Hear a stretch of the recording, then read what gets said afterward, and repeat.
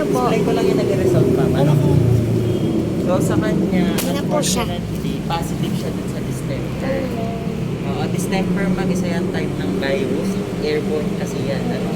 Usually, any ages ng aso na tatamaan yan basta walang bakuna. At the same time, mabilis kasi mag-spread yan. Kasi kapag bumahingi isang aso may distemper at nalakap na isang aso wala pa siyang distemper, pwede na siya mahawa. Pag ganyan kasi hindi kami nagpo-confine kasi mabilis nga makakawa. Ano? So ganito yung gagawin natin, may options tayo.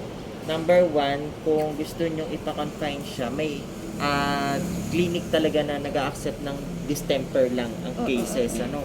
Kaso yun isa QC pa. Sa QC. Sa Quezon City. Ang tawag dun sa clinic na yun, K9 Distemper Rehabilitation Center. Search nyo na lang din sa Google, nasi-search naman kung saan yung location nila. No? Then for the meantime, ito muna yung mga ire-reseta kong gamot. Doxycycline, yan yung pinaka-antibiotic natin for dogs na may distemper. Yan yung makakatulong para dun sa sipon niya, no? Sa respiratory problem. 3.7 ml once a day, every morning for 14 days after niya kumain. Then do not give multivitamins, milk, or milk-containing products simultaneously with doxycycline. Wag mo na kayo magbibigay ng gatas or kahit anong pagkain may gatas.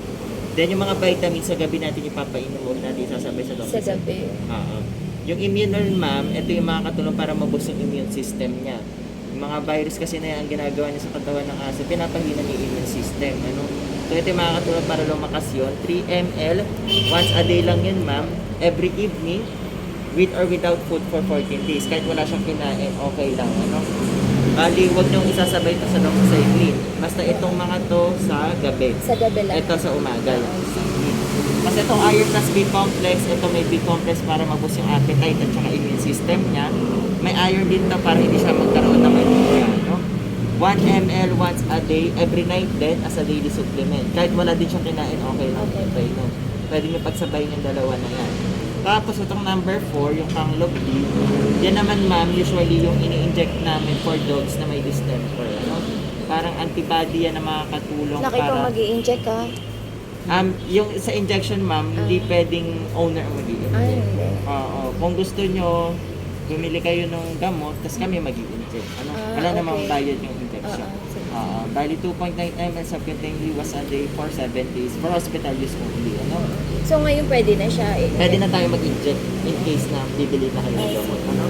Then, kung magtutuloy-tuloy pag okay niya from the distemper during medication, follow-up check-up natin April 13.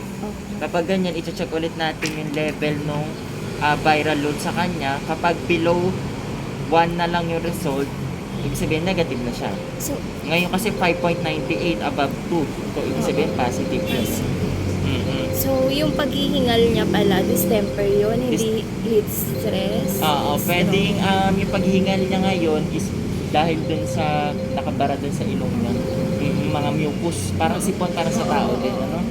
So, kung gusto nyo din ma'am, di ba hindi siya kumakain, pwede naman nasweruhan ko siya, no? Para may source siya ng electrolytes kapag hindi nyo napakonfine. Ano? Okay lang ba sa inyo na ganun yung gawin natin? Swero natin siya. Pwede naman. Sige, prepare ko lang ma'am. Sige. Pati yung gamot ma'am, bibili na kayo yung Canglop. Sige po. Lagay ko lang dito ma'am.